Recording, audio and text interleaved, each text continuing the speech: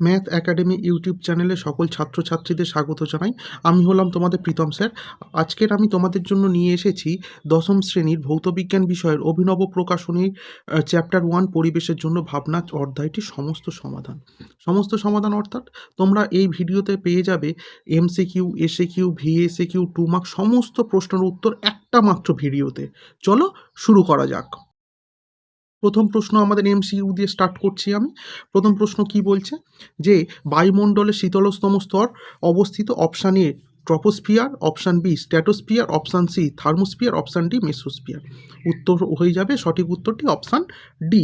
1.2 দেখো, ফায়ার আইস বা আগুনের বরফ হলো option A methane, option B CO2, option C methanol, option D methane hydrate. সঠিক উত্তরটি হয়ে যাবে তোমাদের অপশান ডি মিথেন হাইড্রেট।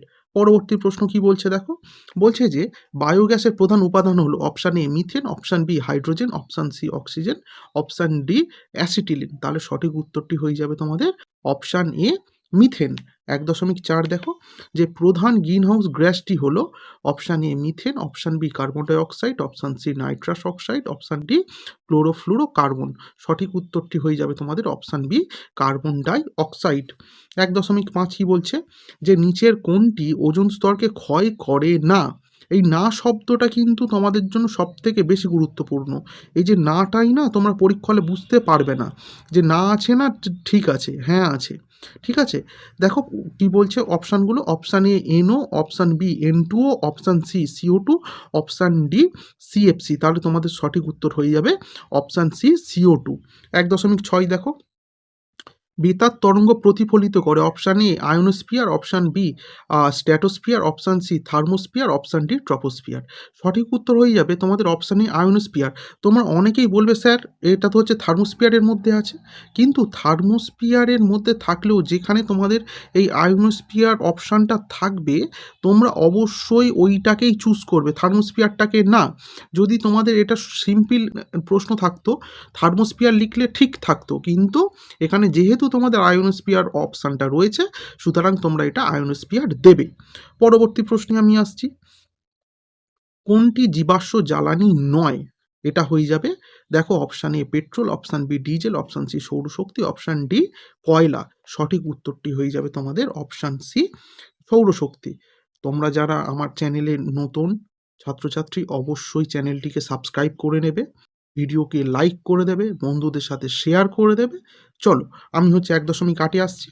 একটি অপ্রচলিত শক্তি উৎস হলো option A diesel, option B biogas, option C petrol, option D kerosene. তাহলে সঠিক উত্তর হয়ে যাবে অপশান বি বায়োগ্যাস। পরবর্তী প্রশ্ন আমি আসছি, কি বলছে যে আহ, ওজোন স্তর বায়ুমণ্ডলে কোন স্তরে অবস্থান করে? Option A thermosphere, option B stratosphere, option C troposphere, option D mesosphere. তাহলে সঠিক উত্তর হয়ে যাবে অপশান বি স্ট্র্যাটোস্ফিয়ার। 1.10 দেখো, যে মিথেন হাইড্রেটের সংকেত হলো এইটা খুব গুরুত্বপূর্ণ প্রশ্ন। এই মিথেন হাইড্রেটের সংকেত, এই প্রশ্নটা কিন্তু সত্যি খুব গুরুত্বপূর্ণ প্রশ্ন। মিথেন হাইড্রেটের সংকেত কি কি অপশান দিচ্ছে আমাদের? CH4H2O, অপশান বি বলছে যে 4CH4 23H2O, পরের অপশান দিচ্ছে CH3OH, অপশান ডি বলছে 3CH4 24H2O। তাহলে সঠিক উত্তর হয়ে যাবে তোমাদের জন্য অপশান বি 4CH4 23H2O। পরবর্তী প্রশ্ন, বায়োডিজেল তৈরিতে ব্যবহৃত হয় দেখো option A jatropha, option B আখ, option C pine, option D Cycas. সঠিক উত্তরটা হয়ে যাবে তোমাদের জন্য অপশান এ জ্যাট্রোফা। 1.12 তোমাদের হচ্ছে শেষ MCQ প্রশ্নটা দেখো, বলছে যে নিচের কোন গ্যাসটি ওজোন স্তরে ওজোন ক্ষয়ে সহায়তা করে না? এই না শব্দটা তোমাদের বারবার করে বলছি, খুব ভালো করে কিন্তু খেয়াল করবে তোমরা। পরীক্ষা হলে কিন্তু এই না শব্দটাই কিন্তু তোমরা খুঁজে পাবে না, বিষয়টা হচ্ছে এটা। দেখো কি বলছে, option A NO, option B NO2, option C CFC, option D CO2। তাহলে সঠিক উত্তর হয়ে যাবে তোমাদের জন্য অপশান ডি CO2। এখনো পর্যন্ত যদি চ্যানেলটা সাবস্ক্রাইব না করে থাকো অবশ্যই সাবস্ক্রাইব করে নেবে। ভিডিওটা যদি তোমাদের একটুও ভালো লেগে থাকে অবশ্যই লাইক করে যাবে। বন্ধুদের মাঝে ভিডিওটা শেয়ার করতে তোমরা ভুলবে না। তোমরা যারা অভিনব প্রকাশনীর বইটা পড়ছো, সত্যি এই বইটা খুব ভালো বই তোমাদের জন্য মাধ্যমিকে। এই বইটা তোমরা খুব খুঁটিয়ে পড়তে থাকো, মাধ্যমিকে তোমরা 100তে 100 পাবেই, এইটুকুনি আমি আশা রাখি। পরবর্তী প্রশ্ন আমি আসছি। দেখো, 2 এর দাগ, অতি সংক্ষিপ্ত উত্তর ভিত্তিক প্রশ্ন, VASQ, প্রশ্নমান 1। দেখো প্রথম প্রশ্নটা আমাদের কি বলছে? প্রথম প্রশ্ন বলছে যে একটি জৈব গ্রিনহাউস গ্যাসের নাম লেখো। হয়ে যাবে তোমাদের মিথেন। 2.2 কি বলছে?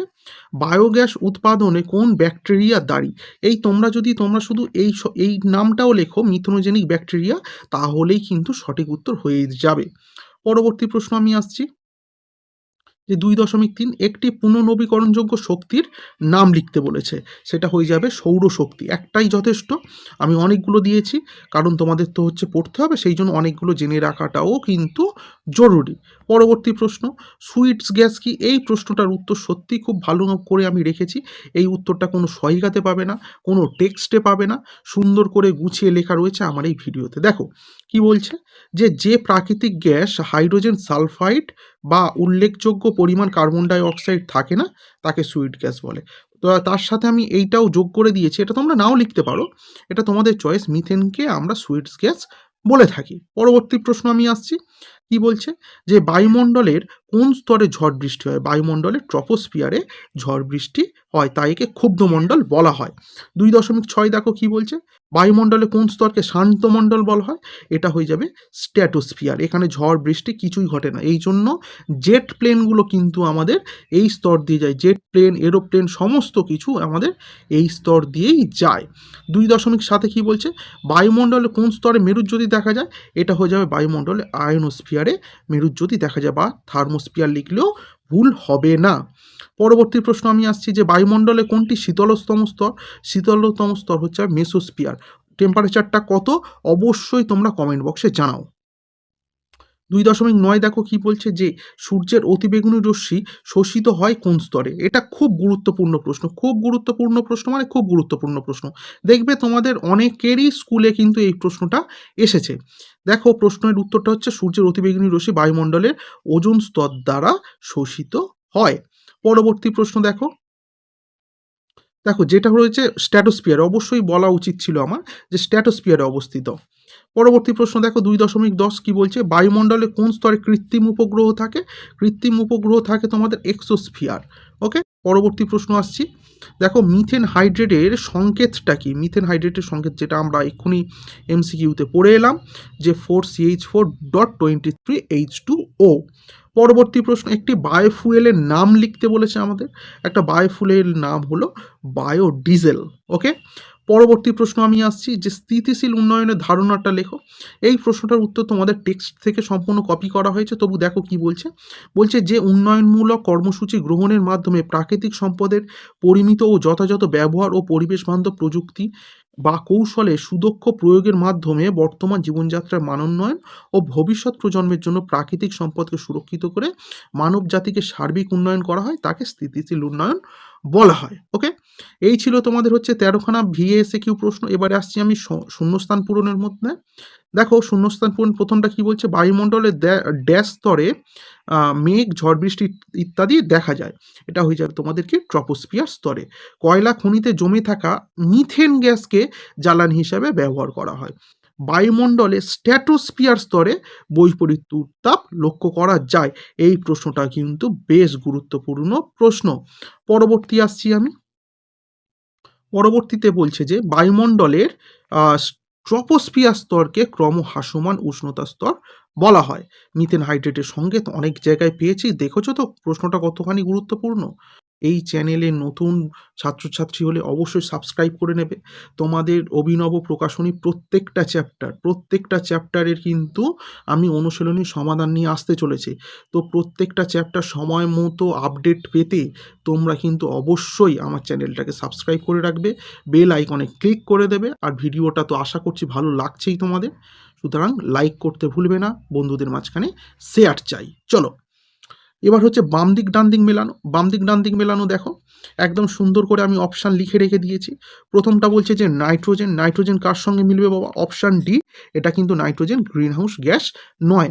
দুয়ের দাগের তার দেখো মিথেন। মিথেন হচ্ছে, এটা হচ্ছে গ্রিন হাউস গ্যাস।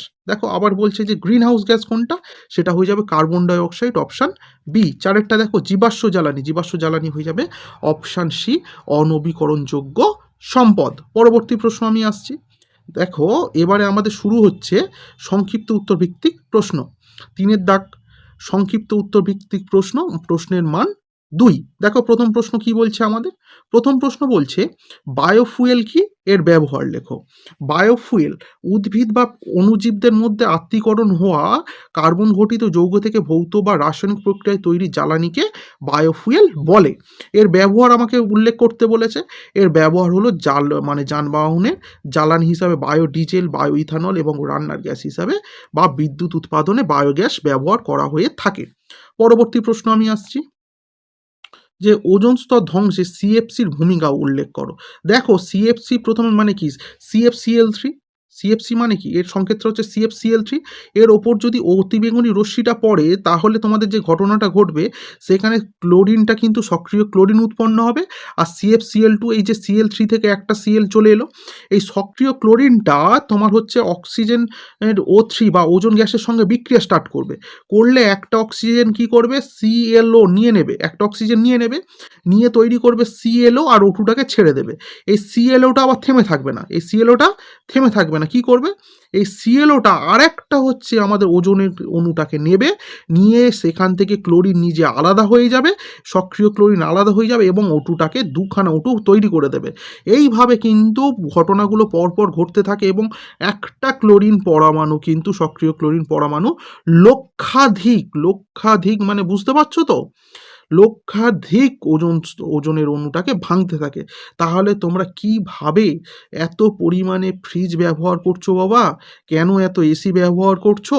একটু কষ্ট সহ্য করলে প্রকৃতিটা বেঁচে যায়, একটু কষ্ট সহ্য করলে প্রকৃতিটা কিন্তু আমাদের বেঁচে যায়। এই জন্য আমার বাড়িতে কিছুই নেই। ওকে, পরবর্তী প্রশ্নে আমি আসছি। 3.3 কি বলছে যে ওজোন স্তরে কিভাবে ওজোন অণু উৎপন্ন হয়। দেখো কি ঘটছে, O2 গ্যাসটা কি করছে, ইউভি রশ্মি কম তরঙ্গযুক্ত, এটা মাথায় রাখা খুব গুরুত্বপূর্ণ। তার সঙ্গে সূর্যালোকের উপস্থিতিতে এই O2টাকে কি হবে, O2টা তোমার হচ্ছে অক্সিজেনের দুটো অণুতে ভেঙে যাবে। ওকে, অণু বলছি, পরমাণুতে ভেঙে গেল।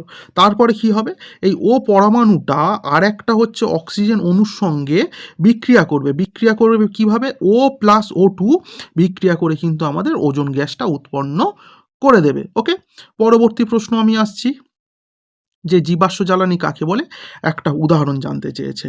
দেখো জীবাশ্ম জ্বালানি কাকে বলে, প্রাকৃতিক বিপর্যয়ের ফলে মাটির নিচে উদ্ভিদ ও প্রাণী চাপা পড়ে লক্ষ লক্ষ বছর ধরে সেইগুলো ভূ অভ্যন্তরে চাপ, তাপ এবং ব্যাকটেরিয়া দ্বারা পচনের ফলে ক্রমে রাসায়নিকভাবে পরিবর্তিত হয়ে কয়লা, পেট্রোলিয়াম ও প্রাকৃতিক গ্যাস প্রভৃতি গ্যাস জ্বালানিতে রূপান্তরিত হয়।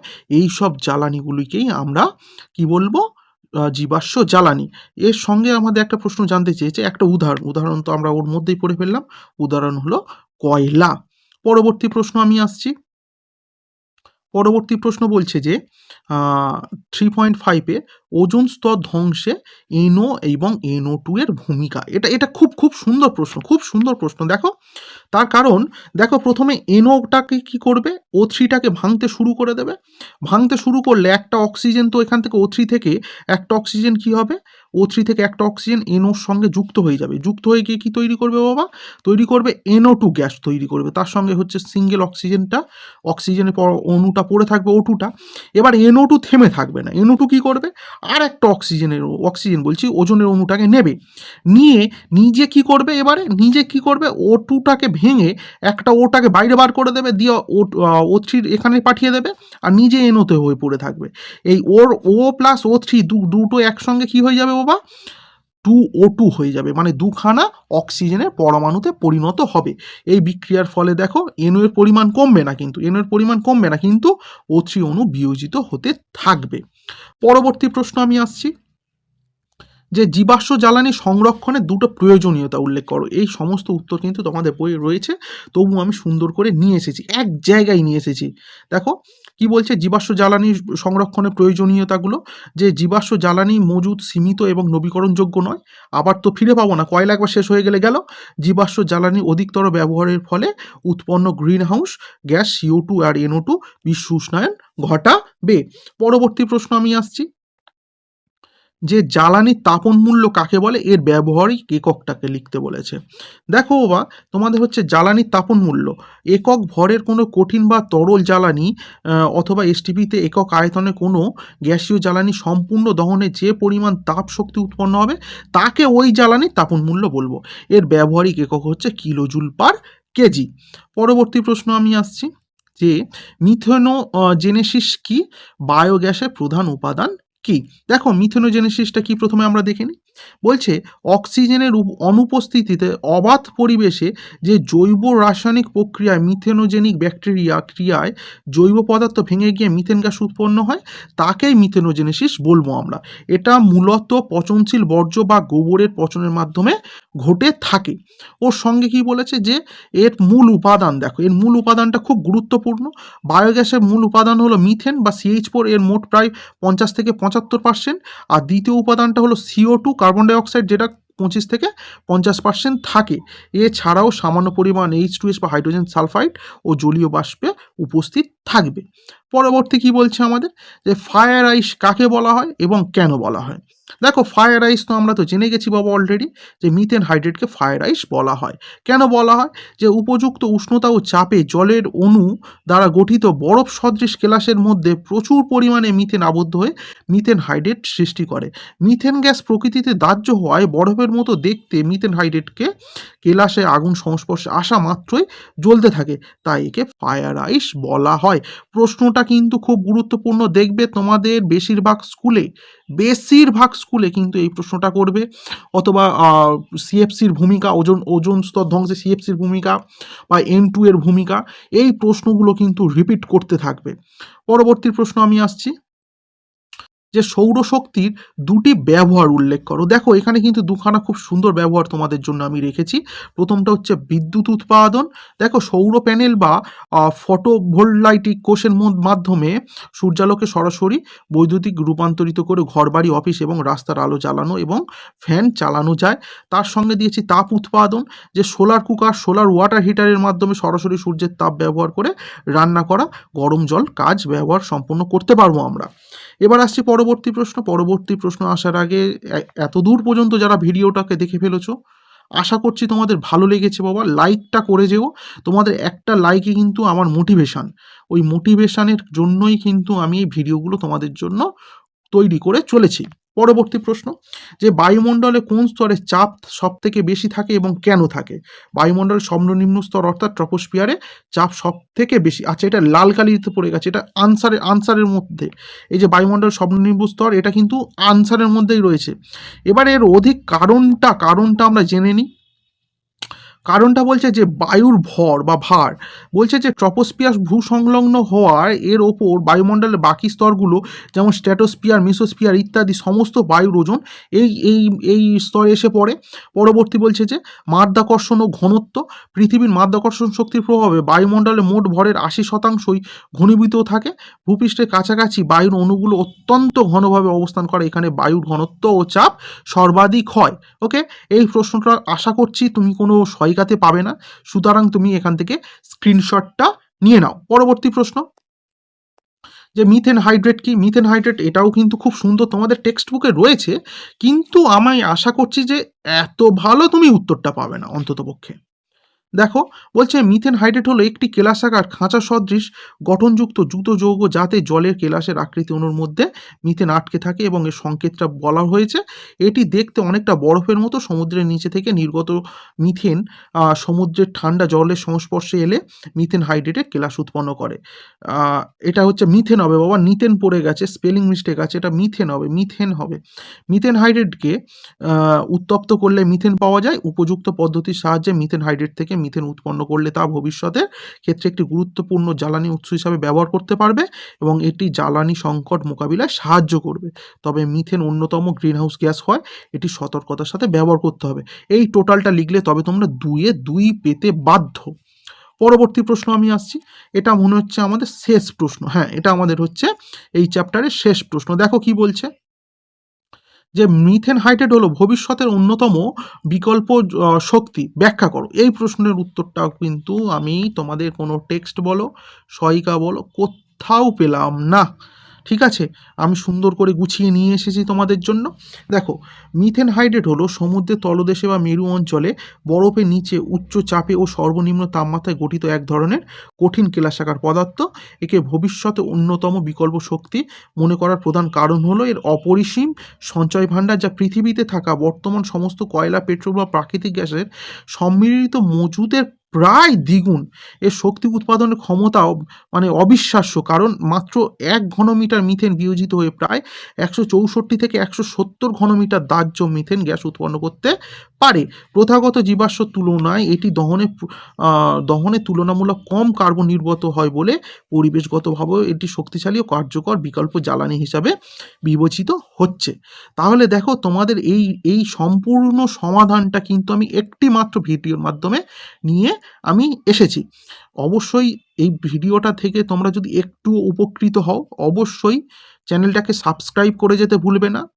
ওকে, আর ভিডিওটাকে তো অবশ্যই লাইক করবে। ওকে, তাহলে ভিডিওটা আমি এখানেই শেষ করছি। ওকে, গুড বাই।